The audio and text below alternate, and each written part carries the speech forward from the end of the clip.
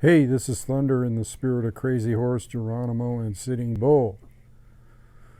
Okay, well, I'm going to do this video just off the top of my head here because it's going to be about relationships. And why? Because there's all kinds of people having problems in relationships lately, including me. And it doesn't have to be a relationship with a spouse or boyfriend, it can be a relationship with a sibling or anybody. So let's start from square one here and let's talk about, first of all, I've told you before, I don't like relationships in the man woman spousal thing because most of them are pretty fucked up. Um, and why? Because they're not of free spirit status. That's the key point here. Okay, and it even with siblings or anybody or with the government or that's a relationship too. But as far as relationships amongst people go, um, unless it has free spirit status, boom, stamped on it in iron, you know what I mean? It ain't going to work. It's not going to work. And unless you have a oneness, like I have in my book Emergence, with my soulmate Natalie, unless there's a oneness where you're actually both of the same mind, then it ain't going to work. Okay. I mean, it might work for a long time. And if it does work, then it might be miserable. So, in essence, it's not working. And if it's miserable, then what kind of relationship is that to have? A lot of people stay in relationships for many, many reasons when they're totally unhappy. Okay. One mate might be coming down hard on the next mate, or might be brutalizing them, or uh, basically giving them a hard time and ragging on them all the time and belittling them and blaming them, calling them names, calling people names. This is low frequency shit. Okay, it's and it's terrible. It's a terrible oppressive feeling on the one that is maybe of a higher frequency, maybe tuned into a higher level of consciousness, or for that matter, is just a free spirit. Okay, and the other person doesn't understand what being a free spirit means. And I've done all kinds of videos on being a free spirit. And man, if you do not listen to those videos, or you do not listen to the admonition regarding free spirit status, or even read it in my book, you're never going to get it. Okay. Now, let me say one thing about situations that arise that could be incorporating the jealousy factor or the sibling factor or other factors. There's not always, but a lot of times there's a component that I call the worry component. The worry component. And this worry component has to do with projection. Okay. And let's say somebody's worried about. Let's take Yeshua's admonition. Jesus, a great master and an enlightened one, and he wasn't a Christian either, in case you were wondering. Um, Today's anxieties are enough for today. Today's anxieties are enough for today. Well, what does that mean? What does that mean? It means don't worry about shit. Is what it means. It means Take each day as it comes, okay, and don't project into the future. And when people start worrying about things that haven't even arrived yet, they're projecting, is what they're doing. They're manifesting and projecting a negative outcome, okay, because worry is thinking about negative outcomes. So what happens when you think about negative outcomes? Well, you produce them in your life. You attract them to you like a freaking magnet, okay? So a lot of times people will worry about a situation that's down the road that hasn't arisen yet, whether it be jealousy. Let's take jealousy, for example. Well, the mate might be worried about what might happen in the future, in the next day or two, or the next week, or the next month, worried about whether their mate is going to go out and screw around and not be faithful to them, or whatever. What are they doing then? Well, their anxiety isn't enough for today. They have to have anxieties for tomorrow, too. They're projecting anxieties in the future. Let's have future anxieties before they even get here. Let's think about the worst possible situation that could happen. And it might never happen. So what does that do? It makes you neurotic. Okay. It creates a neurosis. And if you start if you start worrying about one thing, well then hell, it spreads like wildfire. You'll worry about everything. You'll worry about world affairs. You'll worry about personal affairs. You'll worry about love affairs. You'll worry about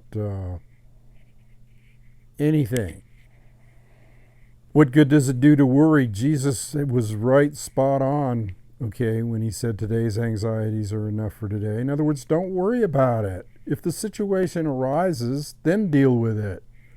Okay? Then deal with it. Don't have a situation arise in your mind and deal with it in your mind and go through all kinds of anguish in your mind before it even happens. Because then you're projecting, like I said before, you're projecting what's going to happen. You are your own creator. You will create an instance or an outcome that is not beneficial to you by imagining it. So what do? Well, you live in the moment. You live in that day. Now, when Yeshua said today's anxieties are enough for today, he could also have said, besides it meaning not to worry, live in the moment. Live for now. Live for today. There might not be a future. There's no guarantees in life. Life is change. That's the one constant that we can be sure of. And you might be feeling relaxed and groovy one minute, and you might personally be a free spirit. And then somebody can really screw up your day if you let them. And a lot of times you do let them, because it's kind of like, many times you're caught off guard, let's put it that way. Like you might be in a righteous frame of mind and feeling good about the world, feeling good about yourself, feeling good about your mate, whatever. And then all of a sudden, boom, out of a clear blue sky, an incident will arise, an argument, a bad happening will arise. And where's my water? Told you I was doing this on the spur of the moment. A bad incident will arise, and you'll get sucked into it. You'll get sucked down in the frequency range that this person's thinking in, their worry-wart, anxiety-ridden, bullshit attitude. And you're cruising along fine, and then all of a sudden they lay something on your head, and it's like it's like comes out of left field. And it will come out of left field because you're not thinking in those terms of like you're grooving along with life and going with the flow, and you're on this high frequency, and you haven't even imagined that anything could go wrong with whoever, because that's not in your consciousness. That's not the kind of things you project. And that'd be fine if we were living in this world alone, which we kind of are in a way, because everybody is us. I don't want to even get into that aspect right now, except to say that sometimes these things are a lesson. Um, it's something, it's karmic, or we projected it somewhere along the line in our mind that there's going to be trouble. So we do that ourselves, even though we might be feeling good that day. Previously, we might have projected trouble's coming down the road. So you got to be real careful, people. I mean, if you claim to be a free spirit, then you have to live it to the fullest extent that you can. Okay? And then when situations arise, well, how do you deal with them? Well, if you get caught up in a shouting match, then your frequency, both of your frequencies, or the person on the higher frequency lowers down to the other frequency, gets drugged down. It's real hard to drag a person up, okay? It's easy to tune down the frequency or to lower the frequency, but it's not so easy to raise somebody else's frequency. Because if they're in the muck and mire, in the quicksand of negativity, it's real hard to raise that person up to a higher frequency. And why? Because if you're at a higher frequency, it takes years and years of meditation to get you in that frame of mind, or that higher level. And so, through your efforts, you get to this higher level. And if the other person isn't doing the discipline that you are, then they can't get to that higher level. There's no way they can get, they can't even imagine it. It's like trying to explain to a blind man the color orange. Okay, it ain't gonna happen, baby. So, how do we deal with it? How do we deal with it? Well, there's all kinds of things that you could apply to it that are not easy, but sometimes they are. Like, how about just walking away?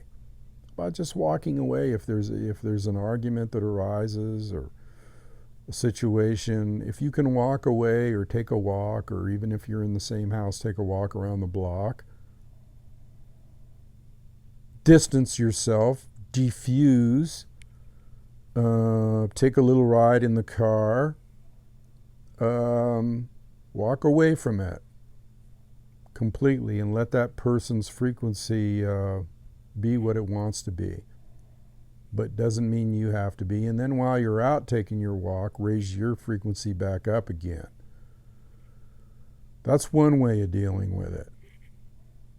Another way is, if you can't talk to a person,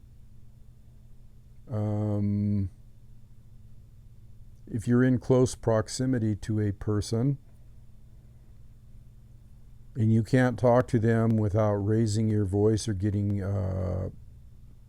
super emotional, or say they're raising your voice and you have to raise your voice, or you have to interrupt them continually because they're just on it, they're just ragging on, you have to walk away from that. You have to walk away from it. And the other way you can get around that is, if you have a computer, if you both have a computer or a cell phone or an iPod or each other, an iPod of each other, no, or a computer, you can always email each other. Try that, because that eliminates people interrupting each other, people screaming at one another, people going into a rage. Writing is cathartic. As a writer, I know that. I write a lot, okay? And so if you can distance yourself from that person and write them a letter and express your heartfelt feelings, sometimes a letter will get through to them because there's not this emotional close proximity factor involved. There's no body language, there's nothing. It can be real warm. You know, it can also be real cold. I mean, depending on if you're good with the art of writing. So those are two ways. Take a walk, you know, because martial artists, when they don't want to get into a fight or they know they have nothing to prove, they know they could take somebody out in about 3 seconds. What good would it do them to take them out?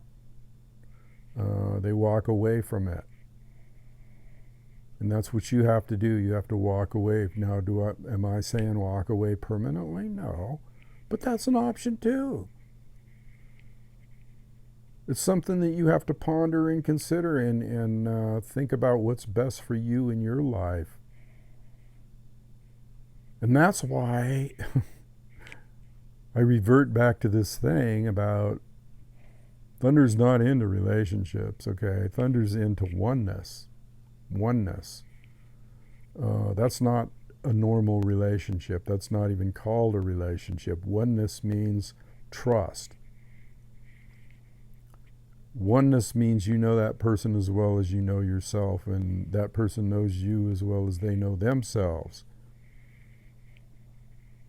And they're both on the same spiritual level, and they're both on the same free spirit status level. And they know themselves. I'm talking just off the top of my head here. I don't have any notes. I'm just letting it flow. So that's, you know, I've said in the past, you know, what if you take a hypothetical here? What if you, let's say you got married or you got hooked up or you got engaged and you had a boyfriend or girlfriend or whatever, and you're walking along someday, or by some coinky-dink coincidence, you run into somebody that resonates with you on your frequency.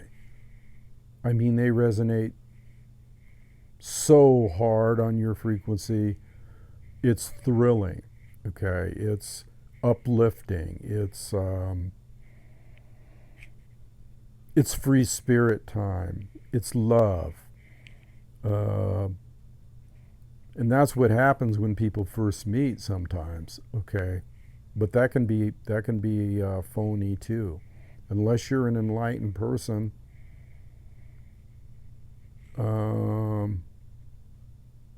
you're not going to realize that there's another enlightened person in close proximity. And it's all about energy. It's all about energy. It's not about what you're saying to each other. It's just like, boom. And I could never describe it in a million years, but I know it when I feel it and I know it when I see it. And I was telling somebody lately that I haven't been with a female companion in quite some time, and I miss it. But I have standards, okay, that have to be met. It's not that I'm egotistical or that I'm a snob or, I think a lot of myself. Well, I do think a lot of myself. You have to think a lot of yourself. You have to love yourself before you can love other people. But my standards are of such that the person be on a spiritual level, a free spirit status, energy status, shamanist status, shaman or shamaness, if you're one, depending on male or female, whatever. That's where it has to be. So suppose you're walking along someday and you're in a relationship, getting back to my point here, You run into this person and you know that person, either you met them in a previous life, or you have a destiny, or you're supposed to be with them. You know it, okay? What do you do? What do you do then? Here you got this relationship going, and you realize that the one that's going isn't really happening, isn't really like the one that you just ran into. What do you do then? Take that person that you just met and blow them off and say, I don't need to see you again, or a lot of times, and this has happened to me, people get afraid. They get fearful because they know that they feel such a connection with me that it scares them, because they know that they'll have to deal with exactly what I'm talking about if they have another relationship going, and they just don't want to deal with it. They would just rather stay on that low frequency and endure that kind of pain, which is much worse and more long-lasting than the pain of severing a connection when you know it ain't good. Yeah, it hurts for a while. And why does it hurt? Because of familiarity. Being familiar with that person and being familiar, having a companion, even though it's not one that you might like, it's familiar. It feels like an old shoe, you know. But that's the problem. It's an old shoe and it's not barefoot. It's not barefoot. Can't feel that grass growing between your toes. So this is happening all the time. This is nothing new. Relationships since the beginning of time have had problems. Relationships. Just the word alone is enough to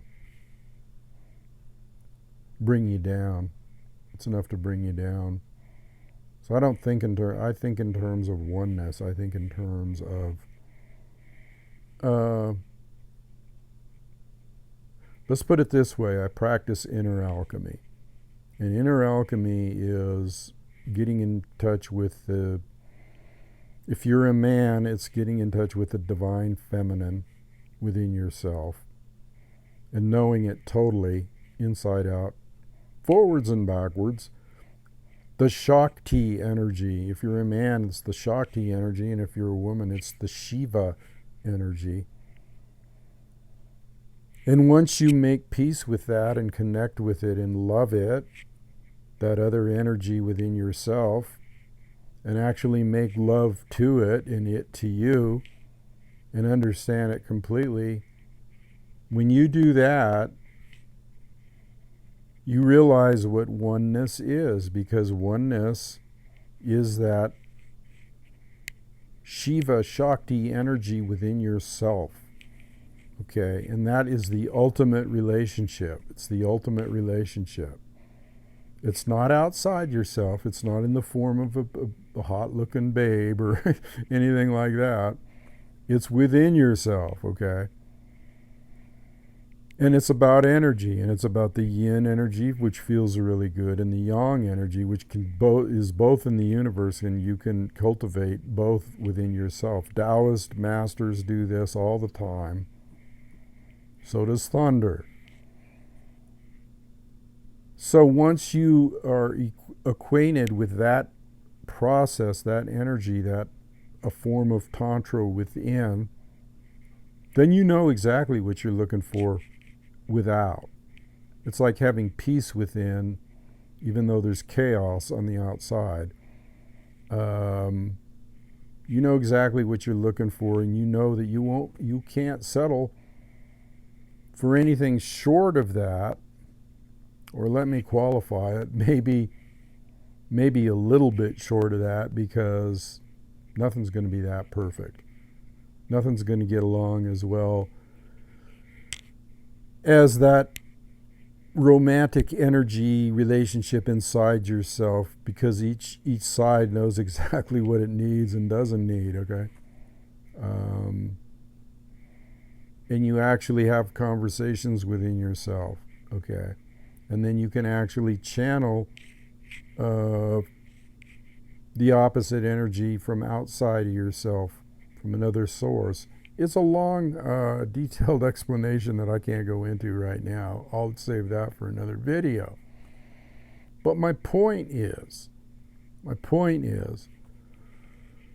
when you experience that, then you realize that most of the relationships out there don't have that, don't have anywhere near that understanding, don't have anywhere near that feeling, that energetic oneness that you get with inner alchemy. It's just that simple. And so, as a person that's enlightened, and a person or a shamanistic person like myself that's enlightened,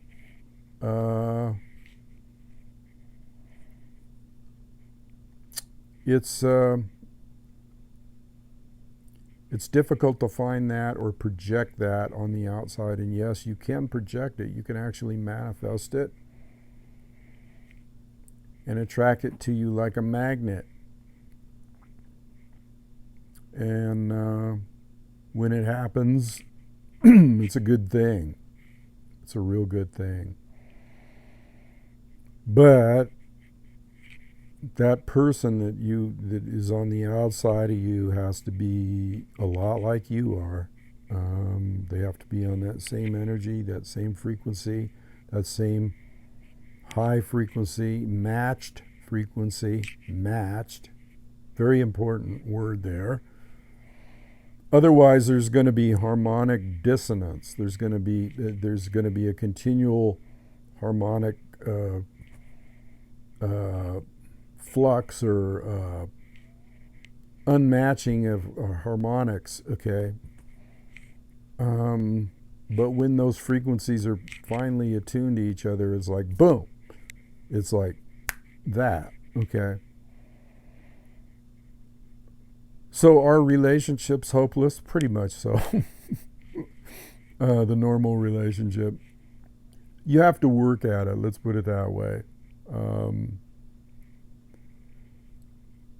I'll tell you one thing, if each person is aware, even though they're not on the same frequency, if each person is aware of the fact that there are frequencies and that their frequency may be low at a moment, they won't depend on the other person to try to raise it up. They will raise it up themselves and go, hey, I'm on a low frequency. Let's check that. I'll take a walk until my frequency raises. I won't burden the other person with a low frequency. Now, does that mean that you can't uplift each other's spirit and uplift each other's frequency? Well, like I said earlier, it's really hard to pull another person up to your frequency if they've never been out there. Now, if they've been there, that might be a different story. Okay, that might be the one caveat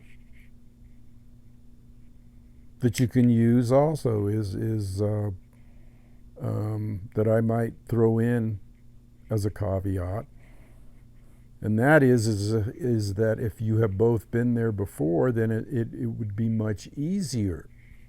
Be much easier to lift the other person's spirit, or if that person can comprehend what you're talking about, then you get you can get a harmonic balance off of each other, like a magnet, okay, magnet type thing. But again, that takes a lot of discipline from both parties and a lot of spiritual practice and that type of thing.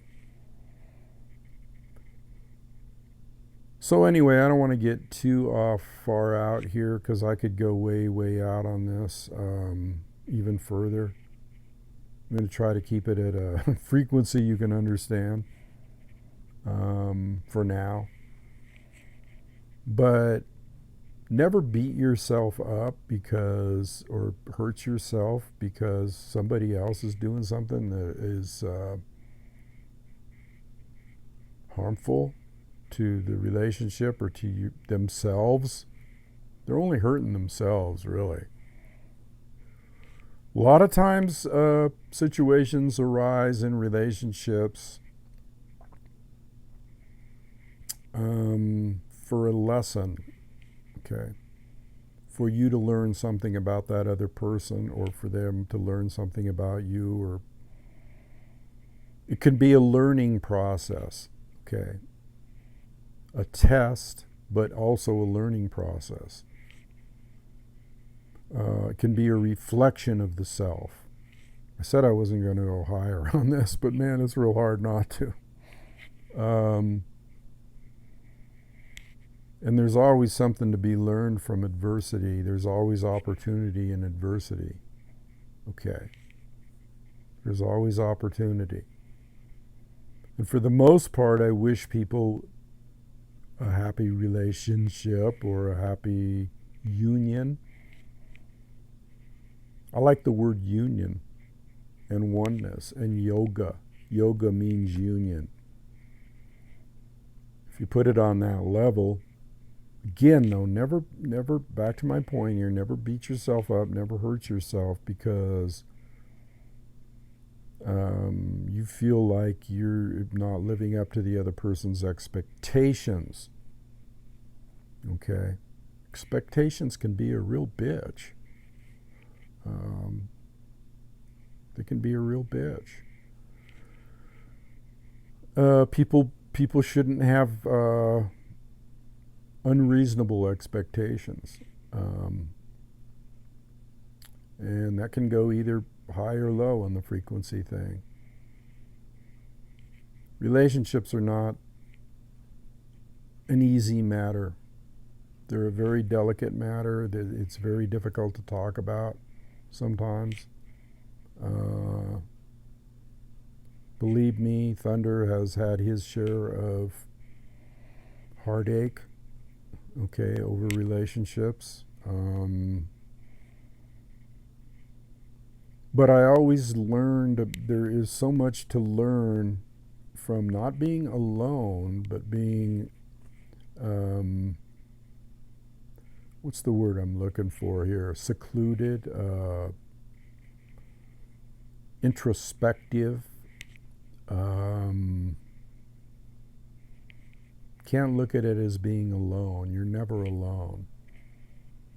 You have a million spirits around you that are there to help you at any given time.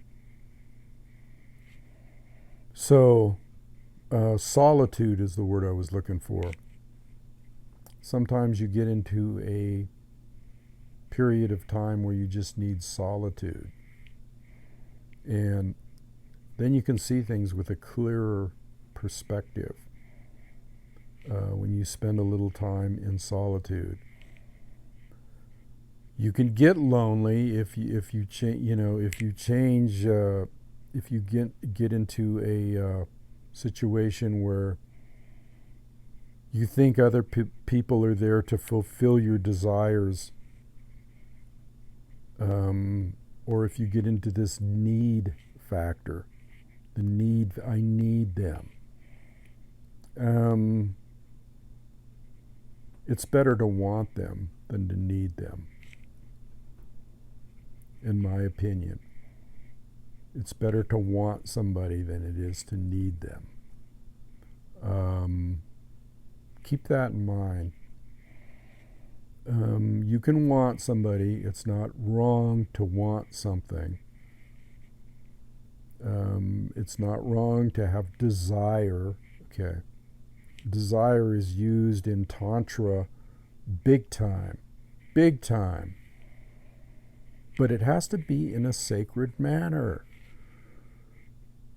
And that's also for another video. And I've done videos on Tantra and treating sex in a sacred manner.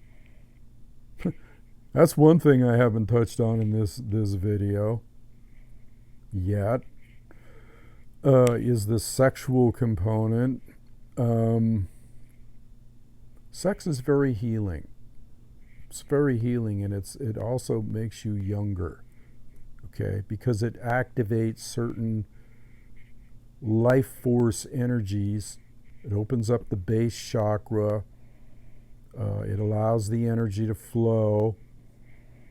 And if you know what you're doing between two people, you can raise your consciousness, raise your health quotient. It can't just be a wham bam thank you ma'am type sex. It has to be a mutual understanding and a mutual raising of the energy, the kundalini energy, and an opening of the chakras, and a flowering of energy, orgasmic energy that doesn't just include the sex act or sexual organs, but includes the whole ball of wax, the aura, the energy, the chakras, the opening to the union, the yoga, the union with Great Spirit. And a lot of people, they get into relationships and they screw like bunnies, for the first month or two or three, or for the first year, because it's pleasurable. Sure, it's pleasurable. But then somewhere along the line that dies out for some reason or another. Oh, honey, I'm tired tonight. I have a headache. Or that's when you know things are going south with that component. And the way that you beat that is never let it get to that point. Always keep that sacred view, okay, the sacred view of the sexual act, the healthful view, the sacred view, all of that. You got to keep that view, and you got to keep a playful, arousing attitude. A playful, arousing attitude, a playful, arousing, erotic attitude, where you use desire as the base component for a raising of the consciousness, a raising of the frequency, a raising of the spirit. Most relationships, that kind of dies out. Doesn't kind of, it doesn't exist, okay, anymore. Well, sorry to hear that, because that's the basic drive of life, is the primal energy, the prime mover. So if you let that go, then you're miserable. You're miserable. It's instilled in everybody. And if you deny that, well then, if it's I got a headache, honey, and all that stuff, then you're just going through the motions. You don't want to be with people out of some factor like, oh, we're doing it for the kids, or we're doing it because we don't want to hurt other people, or we're doing it because it's the proper societal thing. Fuck that. Excuse my French, but it ain't about that. And if you think it's about that, then it's time you think again. Okay? I think I've said enough today. Like I said, I talk off the top of my head. Not everything I say might be spot on, but then again, it might be. Take out of it what you need, what you can get from it, and then go from there. I hope I said something today that'll help somebody out there, because there's a lot of people that I know, and not just one. I know several people right now, and in the Campfire Council too, It's very relevant right now, this video. You know, there's enough problems in the world without having an enemy in your own household. All right, I'll leave it there. Much love to you all. Adios.